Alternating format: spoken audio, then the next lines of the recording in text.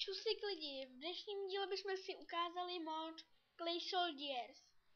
Je to mod o takových figurkách, který si takhle vezmete, takhle vykliknete a oni dáte 2 barvy a oni prostě sobě bojují. Jo. K tomuhle modu máte také králíky, ještěrky. Taky tu máte spoustu skvělých jiných věcí. Želvy, nebo co to je. Nějaký tady to vůbec nevím. Zkusím to takhle hodit. Co to je tady to? Nikdo to nechce. No takhle proti sobě bojují, jakmile se zabijou ty paňáčci, tak z něj vypadnou ty, jak bych to řekl, ty soldiers. Máte k tomu taky koně, na který si ty paňáčci můžou nasednout. A když si na ně nasednou, tak jsou jakoby víc obrnění. Pak tady jsou lítací koni. Ty si takhle položej, sednou si na ně a oni s nima lítají. Teď sice tady nikdo nechce s nima bejt, ale nevím, to nechám.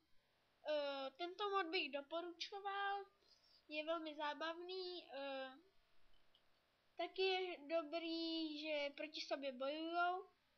A teď by se vám ukázal takovou menší budovu.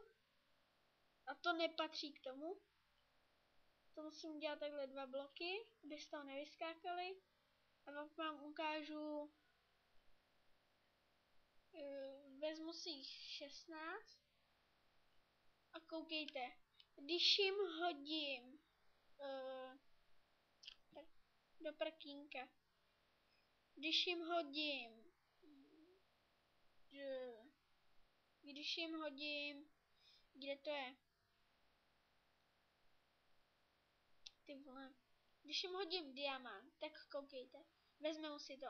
A vidíte tady toho? Je korunka, je to král, je nejsilnější. Když jim hodíte, potřebuji počkat, to bude hned. Já nesnáším ty mini items. Když jim hodíte kůži, tak koukejte. Vezmou si to, vidíte tady toho? Vidíte ho? Má kožený brnko. A když jim hodíte žavou tyč, tak koukejte. A teď koukejte, kdo vyhraje. Kdo bude lepší. Vezmeme takhle. Vzpomene sem. Koukejte, jak tady s tou blazovou tyčí ho zapálí. Koukejte, tady zrovna lítá. Ještě nikdo nehoří tam. Jsou moc hloupí na to, aby vylezli. No, vidíte? Zapálil ho. Kde je ten? S tou blazovou tyčí? Tak, a teď, no. Když k němu půjdete a zmáčknete pravý tlačítko na myši, a tak se vám ukáže takhle ten jeho pohled. Ukáže se vám jeho pohled.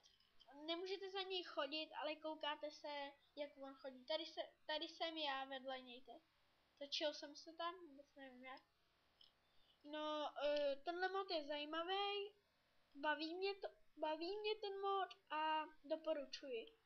Odkaz na stáhnutí bude v popisku a mod loader taky. Tak čau.